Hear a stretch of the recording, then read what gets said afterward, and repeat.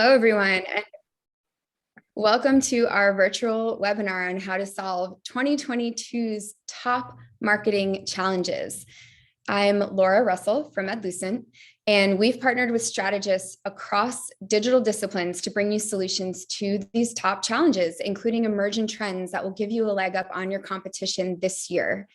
We're going to look at 4 trends. The first is how to nimbly navigate a world of rising costs, supply chain challenges, and price pressures. I'm sure there's a lot of brands and retailers registered on this call, and I'm sure you guys have all been experiencing this. I know our clients have, and we felt like it was important to address this one.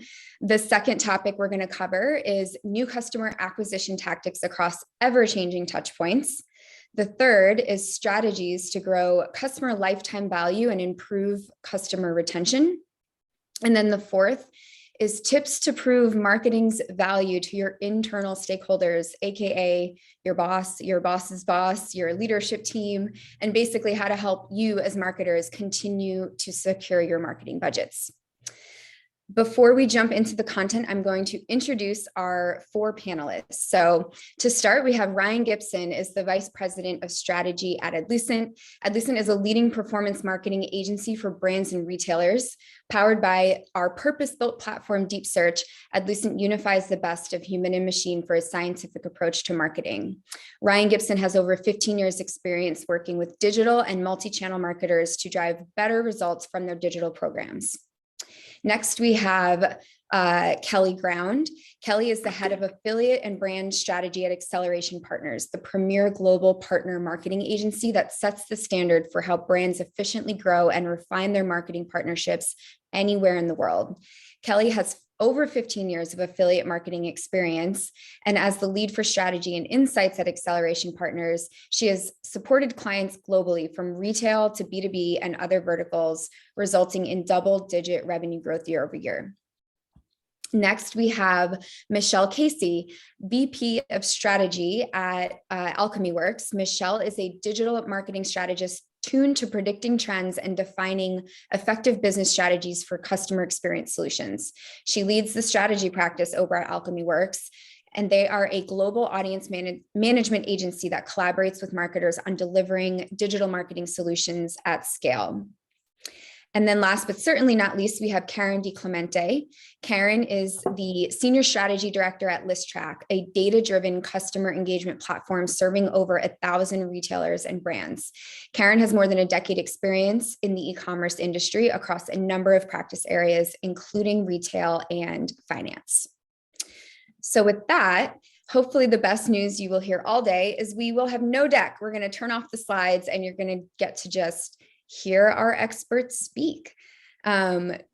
Quick reminder, we are accepting Q&A during this webinar. So if you look at the bottom of your screen on Zoom, there's a little Q&A box. Just click that, send us questions. We have a few that were pre-submitted by registrants earlier that we will also be addressing throughout the content today, but feel free to hit us with your questions.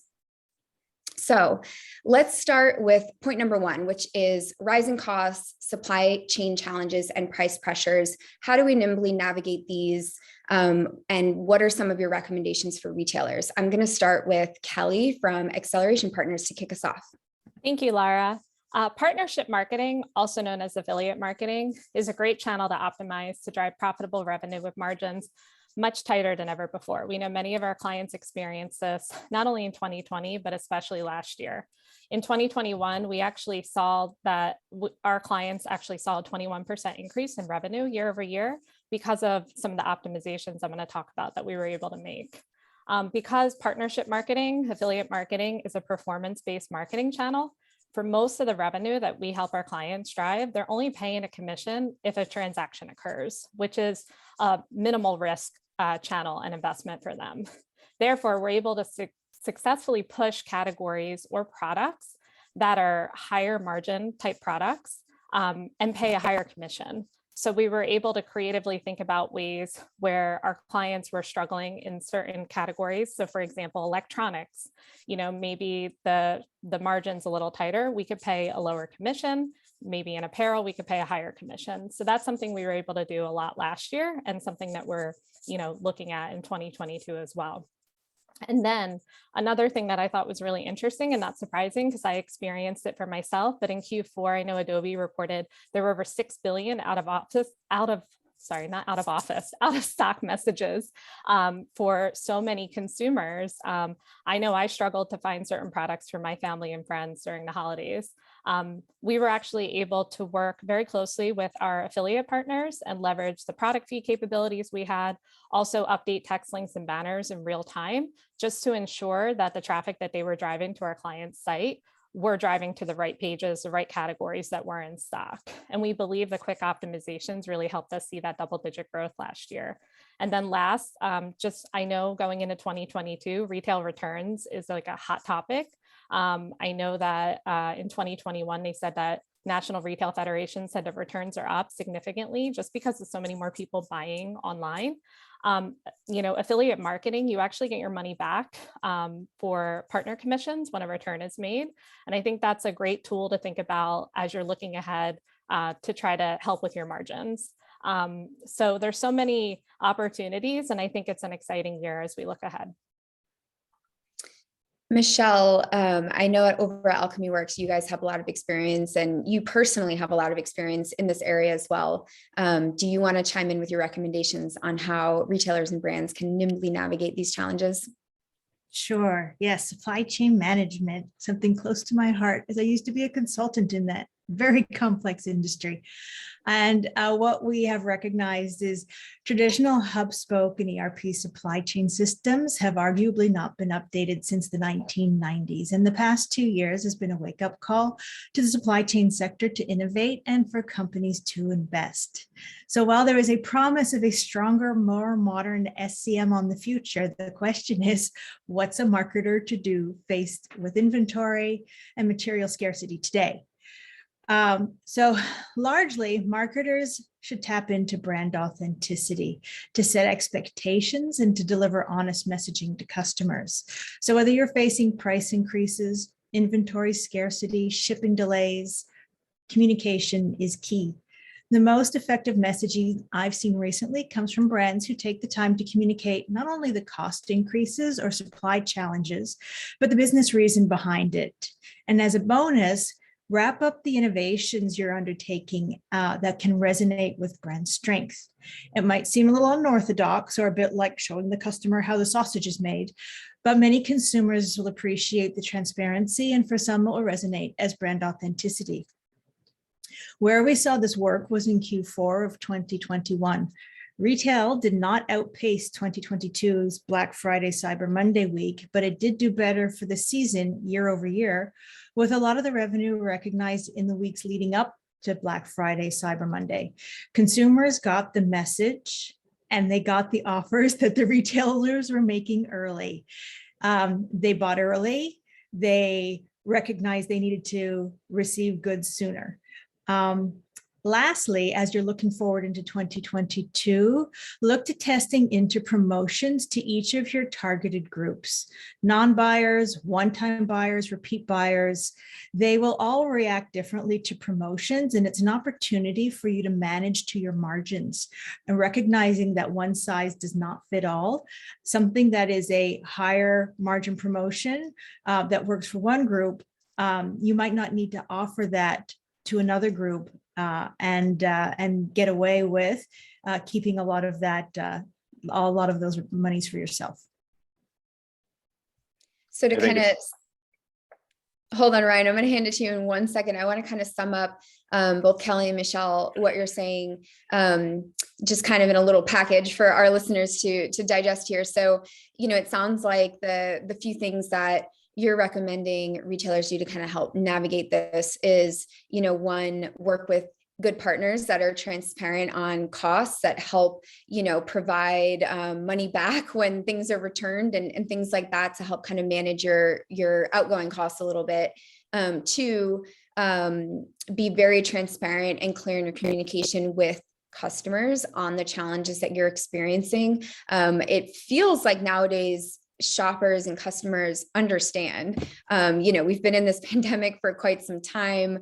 Everyone knows about the labor shortages and things like that we're experiencing. So, being transparent, be clear, don't be afraid to kind of give them a peek behind the scenes of, what you're dealing with as a business and why that's impacting their order, or, set their expectations. And then, Michelle, I think you touched on something important there, which is to make sure you're kind of managing to margin, and maybe not just top line revenue, so that you can focus on the products, the services that, are really profitable for your company. Ryan, I suspect you might have something to add along those lines of the whole managing to margin. We do a lot of that here at Adlucent. But Ryan, with that, I'll hand it over to you to let you chime in on this one. Yeah, I think that's something that, kind of building off of Michelle's point around the movement, the kind of the shift in shopping behavior and over holiday, across Adlucent's retail clients, we really did see that earlier shopping behavior, people shopping earlier based on the messaging that they received about products not being in stock. I think also, as we saw across the industry, there was, the extremities of promotions maybe weren't as extreme or as didn't necessarily cut as deep as they might have in previous years, right? And so we still saw a good holiday, and so I think that makes people really kind of advertisers, retailers really kind of think about what do they have to offer in order to get the customers to make a purchase, and maybe we need to be more thoughtful this year. Not only for holiday season, but as we go through the year and say, do I actually have to discount as deep? And am I able to, if I do I have to do that across my entire segment, or is there a way that I can provide, unique discounts to a certain audience who needs that initiative, that bump to make the purchase? And I'm glad you touched on that, Ryan, because that is a great segue into our next challenge that we want to cover, which is, how do marketers successfully execute new customer acquisition, especially across ever-changing touch points? Ryan, do you want to elaborate on that a little bit more and kind of talk to that challenge next?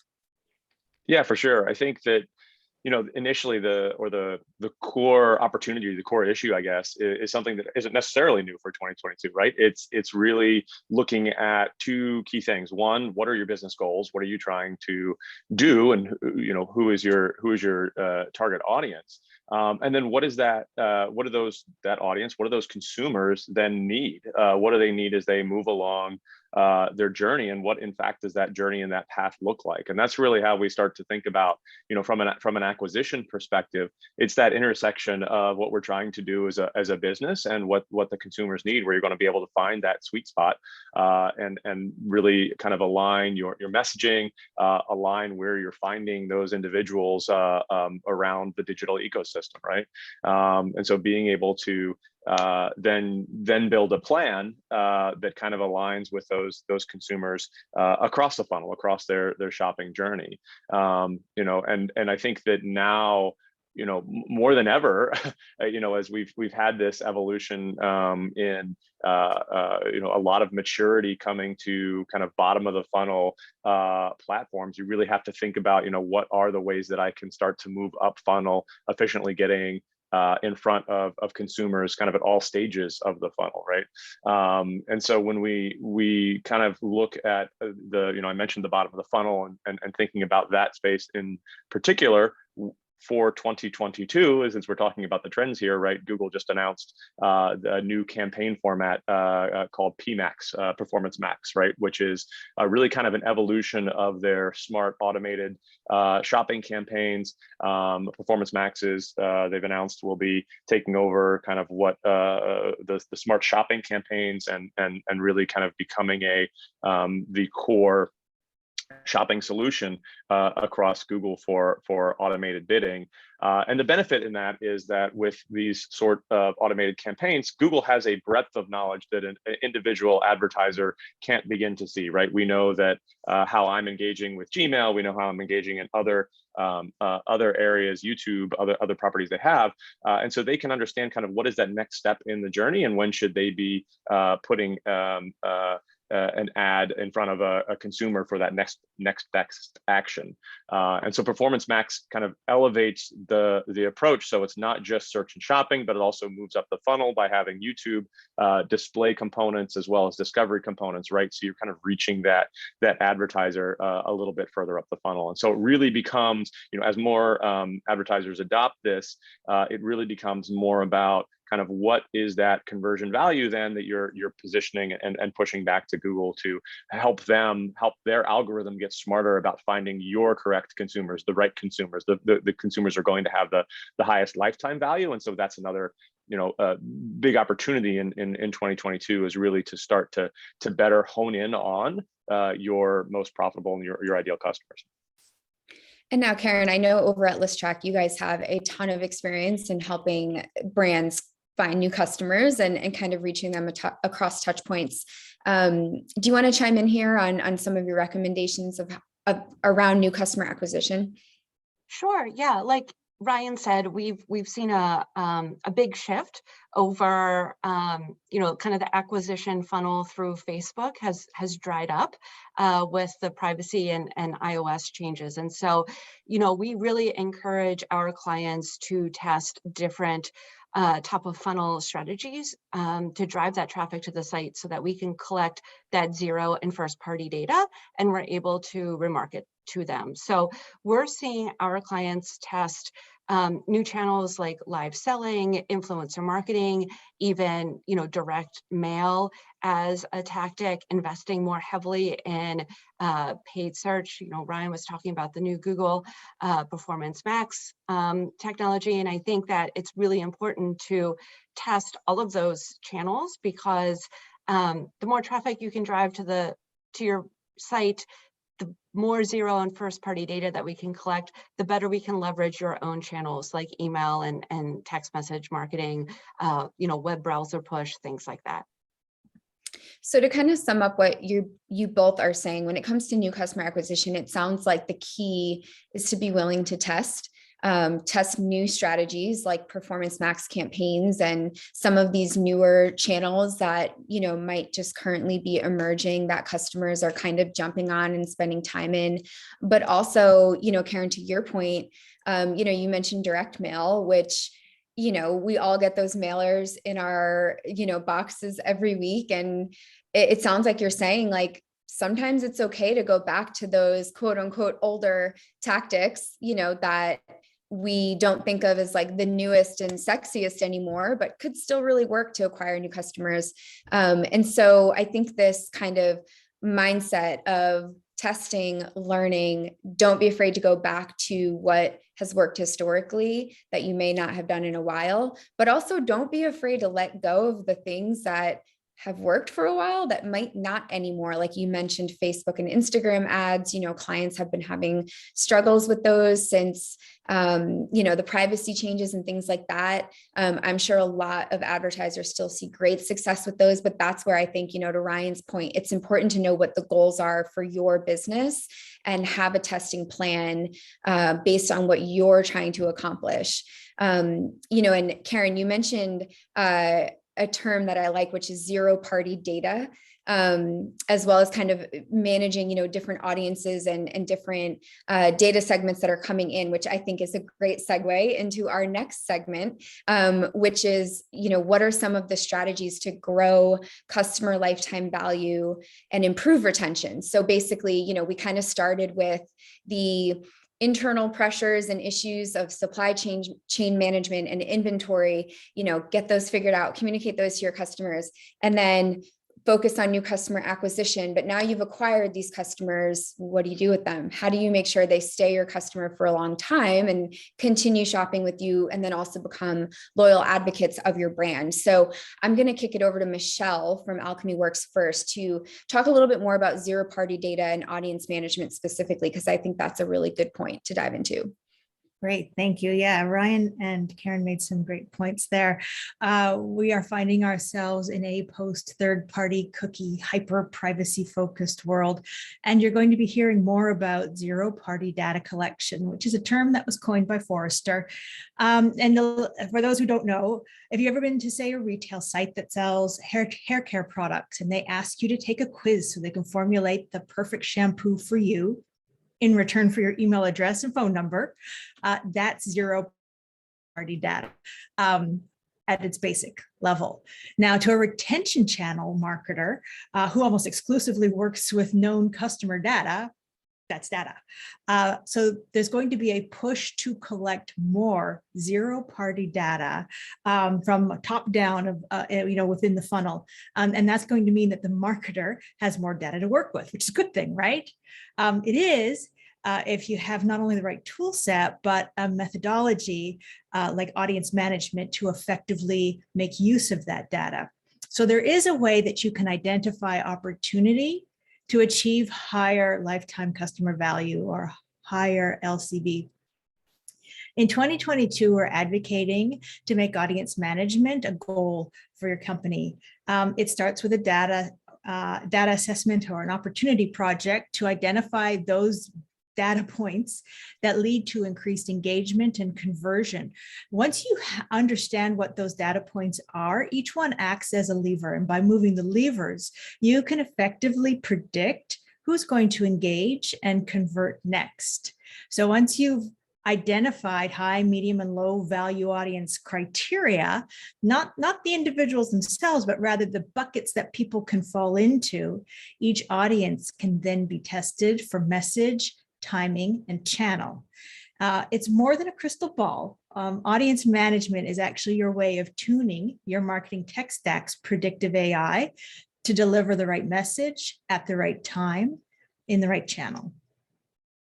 So relevancy is kind of the term that I think comes to mind. So segment your audiences and then make sure you are not only testing different tactics with them, but making sure that message, the products you're showing them, and everything in between is extremely relevant to that group of people.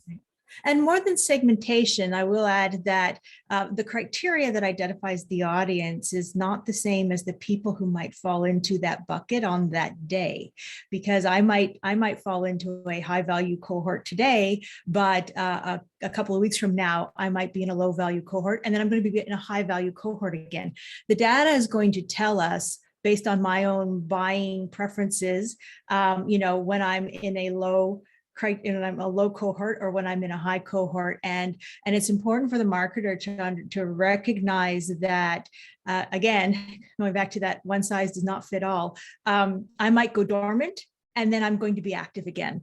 And if you are tuned into those cycles, those individualistic buyer cycles, then that's where the prediction piece comes in to say this person's going to be active again in the next few weeks. So I'm going to change the cohort or the segment that they're in so that they effectively get, they're wanting to buy a pair of white jeans, they're going to buy the pair of white jeans from me. Makes sense. Or the hair products, which, by the way, I have fallen victim to those quizzes so many times. Like, there's so much data about me out there and my hair. Kelly, I'm going to hand it over to you because I know that acceleration partners and, in your experience, you have some experience with influencers and how influencers can influence customer lifetime value. So can you shed a little bit more light there?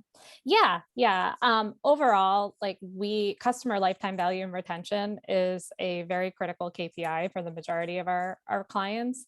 We use affiliate marketing not just to drive new customers, but also keep repeat customers happy or even reactivate lapsed customers over time, whatever that said window may be.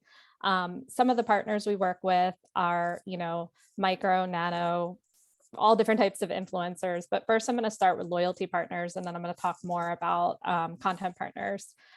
Loyalty partners, if any of you are aware, offer a reward or incentive to make a purchase. And we find that loyalty partners are actually a great type of partners to work with, especially if you're trying to keep existing customers happy and keep existing customers repeat buying. We actually find with loyalty partners that in comparison to some other partners and even some other like channels or direct load, that we actually see a higher frequency of purchases throughout the year and a higher AOV.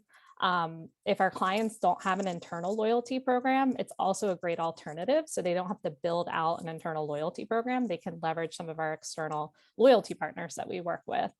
This is a great strategy to keep existing customers happy. It's proven that people are motivated by a reward. I don't know if everybody on this call, for the most part, I know I have a Starbucks app and I love when I pull up and I'm like, oh, I get my free coffee today. So it's instant gratification. It makes you happy. And it's something that we definitely recommend if, if customer retention is a key KPI.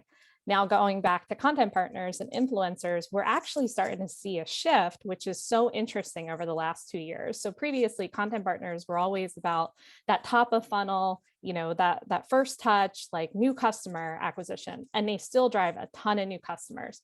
But now we're actually finding these nano and micro influencers are really starting to reactivate existing customers or keep existing customers happy. Because what we're finding is that consumers want to buy from somebody like them, somebody they trust, even if it's a brand that they've already purchased from previously. So that's something we actually saw a lot last year. And I think, with the rise of different platforms out there, Instagram, Facebook, TikTok, for example, there's so many new micro and nano influencers. Mommy bloggers, for example, continue to be such a great partner group for us across so many of our brands. So really, as we evaluate, everybody on this call, as you're looking into 2022 and really looking at budgets, it's important to really look at the data that you see at the partner level, not just overall for your program. So if you can get to that customer data by partner and see like loyalty partner drives X amount of new customers, but they also reactivate this many customers, and they also drive this many repeat customers, it's a great KPI to have. And then also looking at content partners as a full funnel approach, not just top of funnel, but also lower funnel. I think, it's a great strategy to have. And, there's millions out there. So there's so many options for influencer marketing right now. That is actually a really good point, Kelly, because I've always thought of influencers as being kind of very broad stroked, like top of the funnel. But I really like your point about how now we have all these micro influencers or, content creators that are helping appeal to customers that have already purchased from the brand they're representing. They're almost building these communities, in support of these brands, which is kind of an interesting shift to see over the years. And Michelle, I really like your points too, that you kind of started with about the full funnel messaging. I'm going to kick it over to Ryan to actually elaborate a little bit more on that and the content and creative that may differ going to, existing customers that you're trying to build loyalty with versus the new customer acquisition. And I'm actually going to throw a listener question in because we received a question from one of our registrants that I think is applicable here, which the question was, how do I approach clients or customers without boring them? And I think I'm going to kind of elaborate on that by, I think what this person's asking is, you're marketing to the same people over and over across all different channels. You're trying to retain them or get them to kind of make repeat purchases. How do you keep your creative and content interesting and not bore them or, turn them off from your brand? No, it's a great question. And I think that is one of the things that is becoming a bigger focus again in 2022 is focusing on creative and creative testing. I think, to answer the question directly, you want to make sure that you're looking at the creative messaging along the journey and make sure that you're changing that to align with where people are in the funnel. And then ultimately, you want to make sure that you're refreshing your creative so it doesn't become stale. We like to use kind of an always-on approach with a test and learn strategy, where you kind of always have this base creative that you're trying to get to find a winner that exceeds kind of the results from the last creative set, right? And you kind of continue rotating that through. And so you always have kind of multiple creatives coming in and out for each spot in the journey. I think also in just because of some of the changes we've talked about already, right? iOS 14.5 and beyond, and some of the loss of fidelity in social media. We used to have this opportunity, or we used to be as marketers, we would kind of be able to throw the products at the platform and let the platform put the right product in front of the right customer, and so that kind of almost one-to-one connectivity is a little bit fuzzy now, and so you really have to think about that audience cohort, or that audience group, and where they're at, and how do you make sure that the creative is better aligned. So really making sure you have that engagement there. I think the other thing too that we're continuing to see grow this year from a creative perspective is short form video. It's not just about creating videos for the sake of videos, right? It's aligning with the consumer needs at the right point in that journey. And I think as advertisers, we often kind of panic and say, videos, I don't have a production room, I don't have a production house, it costs thousands of dollars. And really we've found kind of these lightweight videos, where you're really using in many cases static image and text. You can kind of create a lot of motion with that, which is engaging for the consumers, and can attract their attention and get your message across very effectively, and are really from a cost efficient way to create a video. Awesome. That's helpful. And just a reminder to everyone listening, we are accepting questions. Just click the Q&A box at the bottom of your screen, and you can submit questions that we can ask our panelists to answer. I'm going to kick off the fourth and final challenge that we want to address here, which is near and dear to my heart, which is how do we prove marketing's value to internal stakeholders? So as the head of marketing at Adlucent, I have a lot of experience in this area. We want to test new things, like everybody on this panel saying, test new channels, create more content, create videos. All of these things cost a lot of money. And so, when you're managing a marketing budget and you're responsible for proving that marketing ROI, how do you kind of tell that story to your internal teams, your boss, board members, whoever it may be that, have a say in what you do, because we all report to somebody. And how do you kind of prove the value of marketing, especially when it comes to some of these newer tactics in the journey, or some of these newer channels that, some of our stakeholders may not have experience with or may not believe in fully. I'm going to kick it over to Karen to kick us off on this question. Yeah, thanks, Laura. I think, we've seen firsthand as supply chain costs have increased, cost of materials for our retailers' products have increased. Marketing budgets always seem to be the first ones to get cut, unfortunately. And what we've been trying to coach our clients on is really looking at performance-based agreements or channels. So as Kelly was mentioning, you're only paying a commission if that sale is completed, and if that product is returned, you get that investment back. And I think as we move forward into 2022 and even beyond, looking at different strategies and tactics that are performance-based can help convince your, CMO or SVP to take a chance in that channel if there's a guaranteed return tied to it. And I don't want to say a no risk tied to it, but minimal risk and tied to that particular channel or investment that you're making. That's a really good tip. So basically, in summary, when you're hiring outside vendors to manage different marketing channels for you, try to put performance-based agreements into place. So therefore, your vendor channel partners are incentivized when you make money as a company. Exactly. Really good tip. Kelly, what about you? What is your advice on this topic of how to prove marketing's value to internal stakeholders? Yeah, thank you. This is also a question that we get a lot from many of our clients, and how to help. And what I love about this panel, being here with Michelle, Ryan, and Karen, is we all come from different types of marketing backgrounds, and we all support different channels.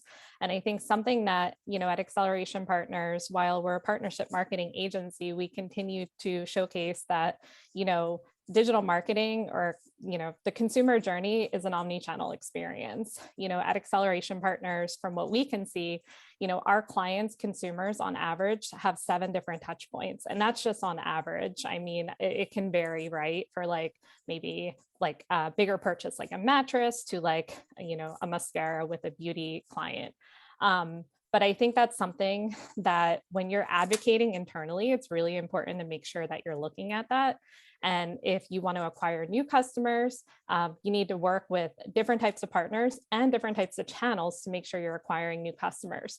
But one thing to keep in mind is every day your data is going to fluctuate in real time. So one day you might see one of the channels, like affiliate marketing, might have a higher penetration to overall sales. But then the next day you might see paid social does. And, they're all kind of working in tandem. We need to have measurable goals, right? It's not saying go crazy, but I think it's something to keep in mind when you're planning and working really closely with your colleagues. So if you have an affiliate manager, you have a paid search manager, paid social manager, it's important that you're all working together and talking about this.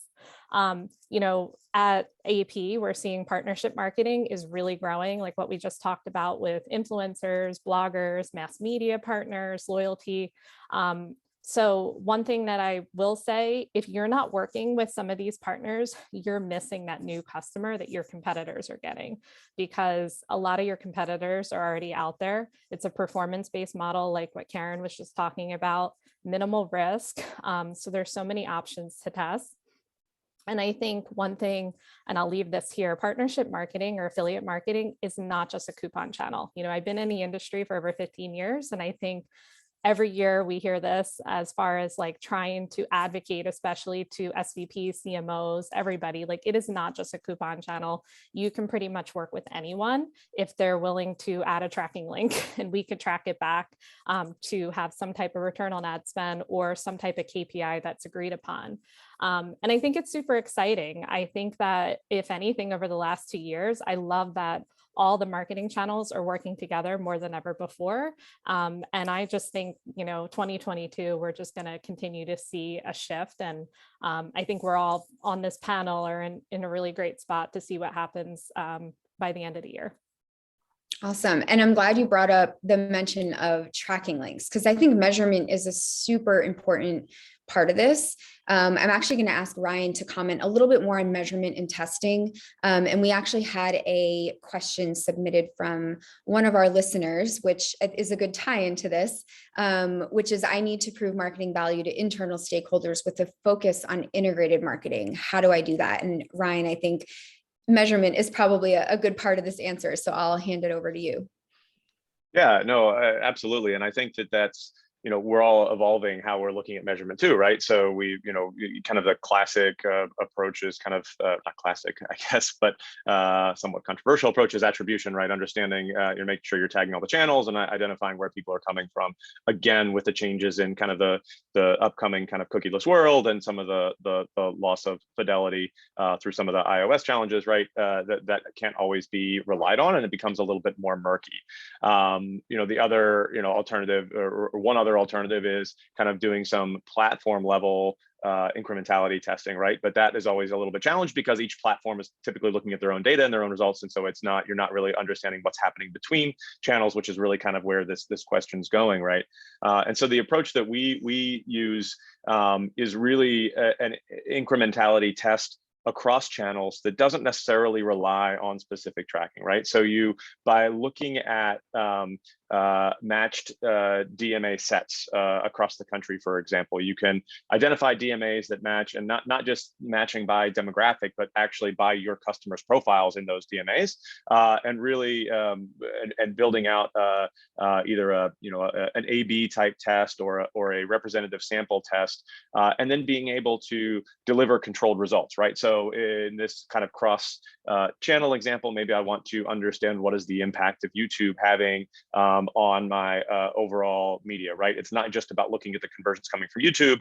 YouTube might be driving conversions that we're seeing ultimately, technically tracked through search, right? And so what we want to do is we want to try and build out a testing approach that allows us to, push media in YouTube, pull media in YouTube, and really understand what is that result, what result is happening.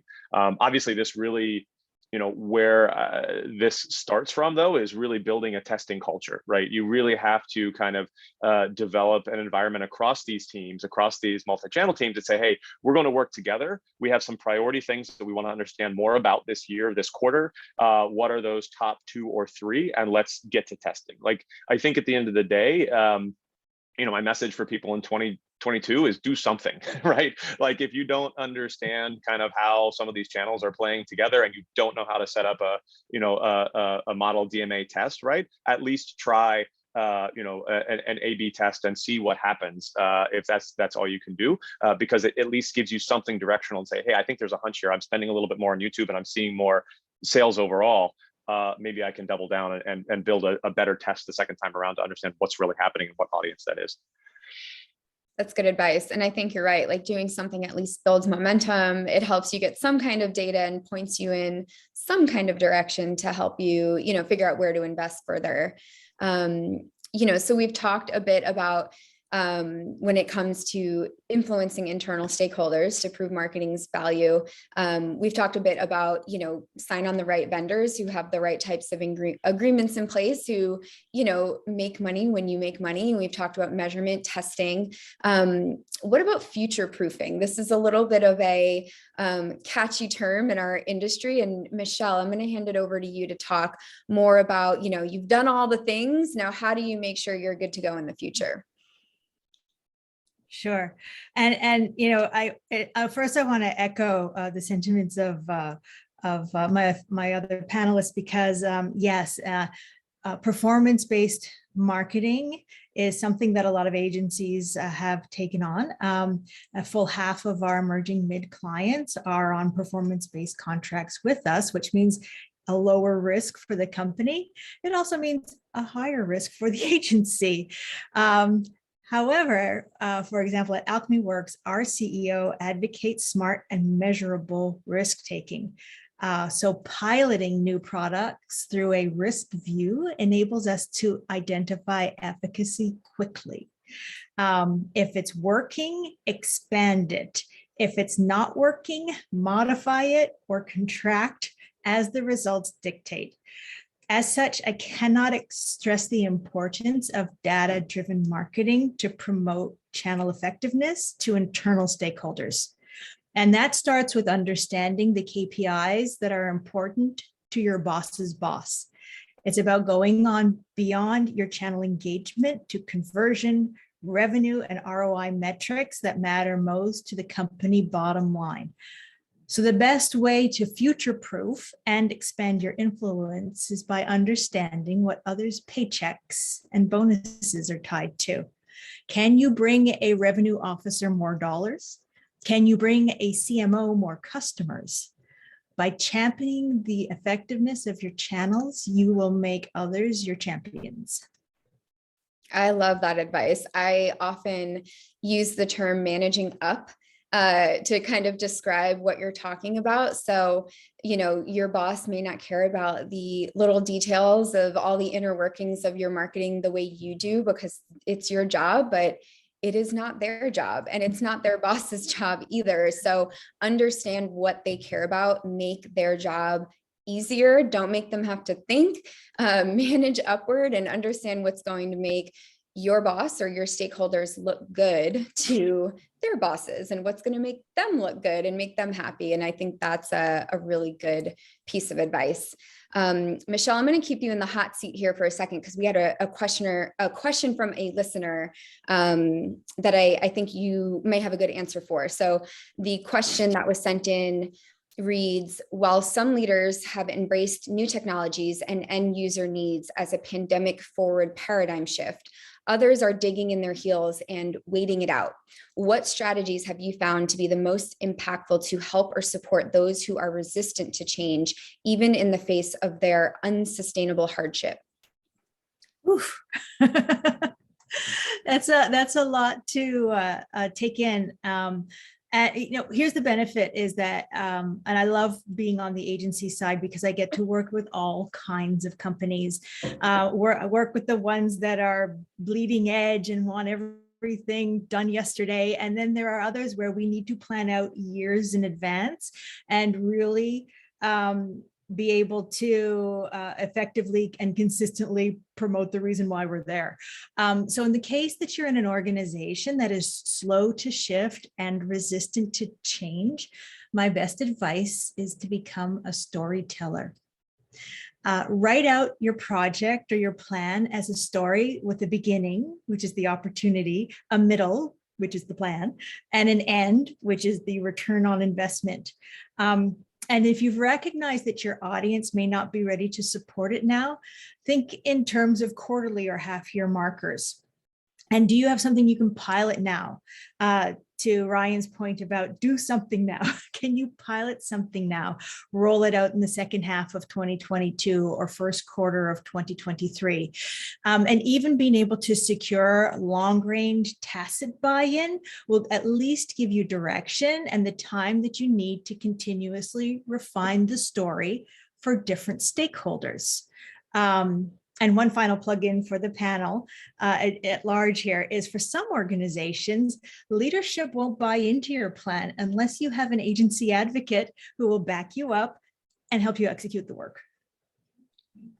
Thank you. That is helpful. We have a lot of questions coming in, y'all. So I'm going to try to keep these in some kind of order. We have some that came in from pre-registrants, some in the Q&A and some in the chat. So let me kind of try to get through these the best I can. So we have a question here that says how to manage pricing challenges across D2C and retail partners. Kelly, do you want to take this one? Yeah, and I'll be quick.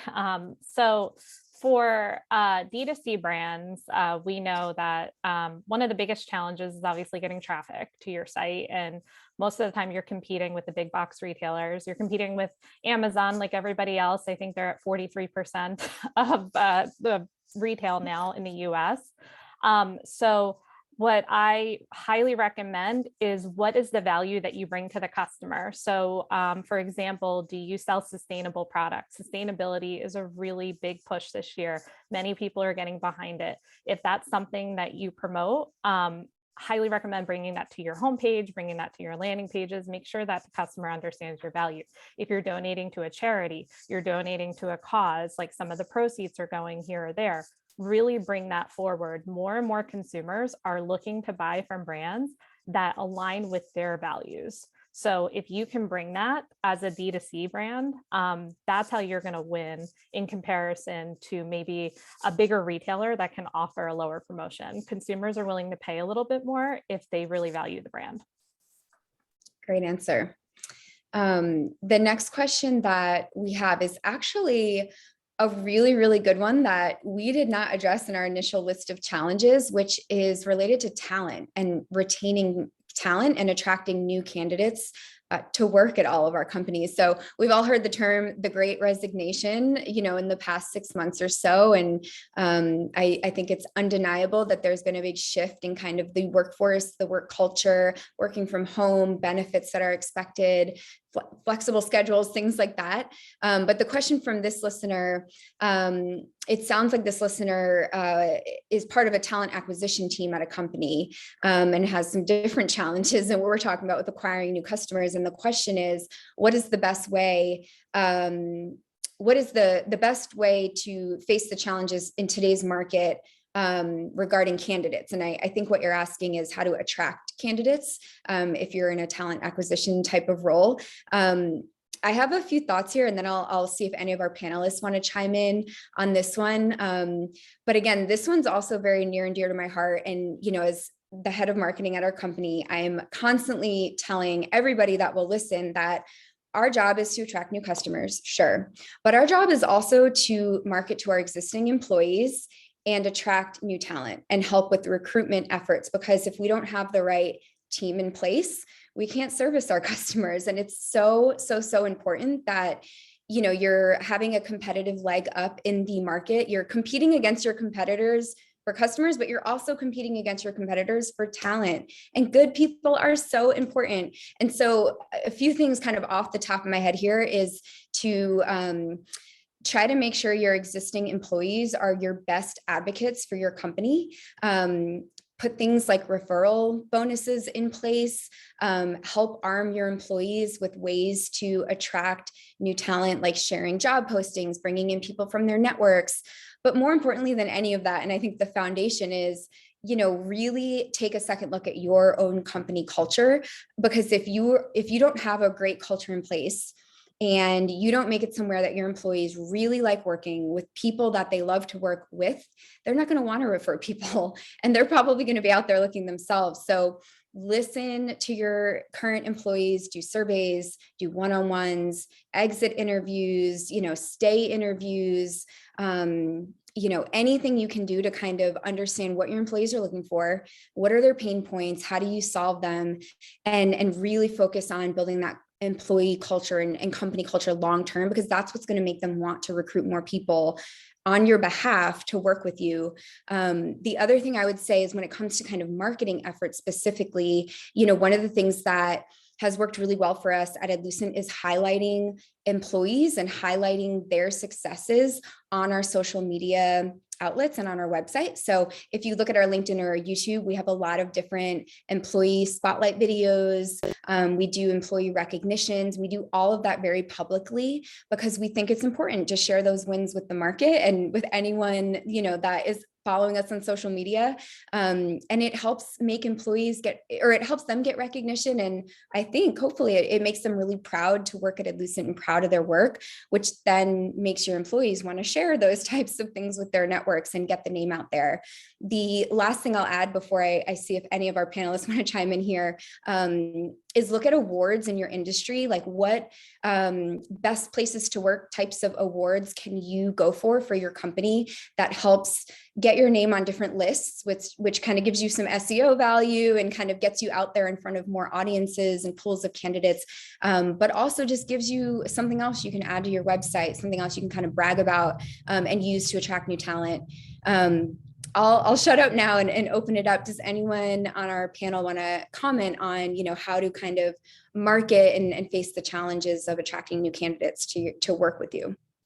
Yeah, I can pick it up. I have, and those are all, you know, fabulous points. And the big quit, the great resignation, it goes both ways. There are people looking for new opportunities. So we also see that there are some people who are really excited to be, you know, moving around and looking around. And so, you know, just recognize that they're not going anywhere. Having those abilities to attract good talent through all the ways that Laura described is super important. Another area to not forget about, though, is have a strong internship and new grad program. There is nothing better than imprinting on somebody who is newly graduated your company ways and methods to make them a really strong person in marketing. And as they grow within the organization, you know, give them the opportunities to very quickly get promoted into the roles that are you know, that align to what their skill sets are. Very often, you know, a fresher will, you know, kind of be like a blank slate, but you'll soon be able to find out, okay, this person that I've brought in will be best suited for brand, or best suited for acquisition, or best suited for a channel. And then you funnel them in and they continue to grow their career. And you have always an active, very large pool of people to come up through internship and new grad programs. That's great. Thank you. We have about 5 minutes left and we have 2 more questions so far to get through. We might have time for a third one if anyone else has anything that they want to drop into the chat or the Q&A box.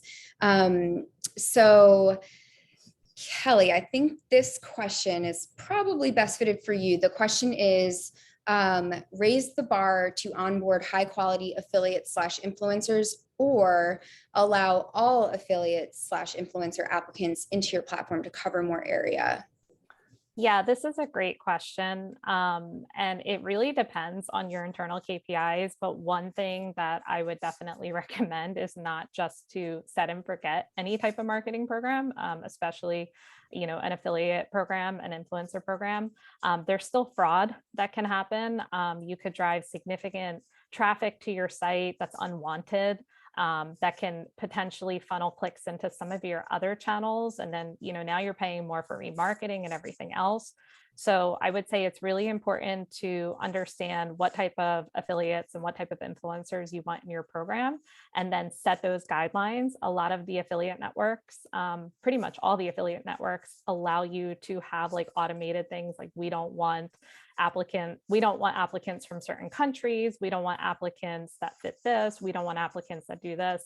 So that can kind of help automate it a little bit, but I would suggest not just opening it and being a little bit more mindful about that. But as Ryan said earlier, like you want to test. So also don't be scared to test certain partners and check who your competitors are working with. So if they're working with one of your competitors, you probably want to add them to your program. Thank you, Kelly. That's helpful. And by the way, we are going to send out a 1-sheeter, maybe it's technically 2 sheets, but a guide after this for all registrants who have emailed that will have a summary of everything that was covered here. And it'll also have the contact information for everybody here. So if you have questions about, how to find the right affiliate agency, or, questions about paid search, questions about anything that we've covered, or for any of our partners, the contact information will be there. So just pay attention to that email. It looks like Angela actually just dropped it in the chat as well, so you can download the PDF right there. So one more question I'm going to get through, and I have a feeling a lot of people are going to want to chime in on this one. So the question is, are there any automation tools or strategies you see becoming more important this year? And I think that this can be answered probably very broadly because there's a lot of automation tools and strategies. But Ryan, I'm going to kick it over to you first because you talked about automation earlier when it comes to Performance Max and Google. And I think you'll be a good person to kind of lead this, and then we'll open it up for everybody else to chime in as well. Yeah, for sure. I think that, Performance Max, I think when I spoke about it earlier in the session, I was really kind of focused around the shopping and the retail oriented component. But I think it's Performance Max at the end of the day is a fundamentally different approach that Google is taking across search in general, across their suite of products. And so there are Performance Max campaigns that work well. We've seen success. We were fortunate enough to be able to do some early testing, and not only we see success for retail, but we also saw success with lead generation campaigns, right? And so it's really about making sure, 2 things. One, you're building the right structure up front, setting the right goals, and then on the backside, feeding in the right values. So it's, from a lead generation campaign, it's not going to be just a 1 or a 0. Yes, I like this person is good and this person is not. You really want to be a little bit more nuanced and really kind of what is that range of values that those different leads are bringing you, and what Performance Max is really where I would say is our big or where we see one of the biggest fundamental changes from an automation perspective. Awesome. Does anyone else want to chime in? Again, the question was, are there any automation tools or strategies you see becoming more important this year? We have about 1.5 minutes left.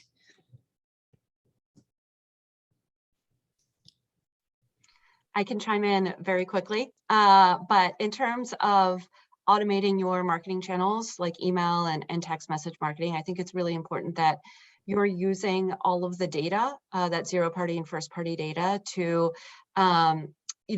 insert the right content into the right message so that you're delivering it at the right time based on the behavior that's happening on your site. So I always like to say, 50 to 60% of your revenue driven through email channels should all be automated, should all be based on those behavioral, really relevant and personalized emails that you're sending out.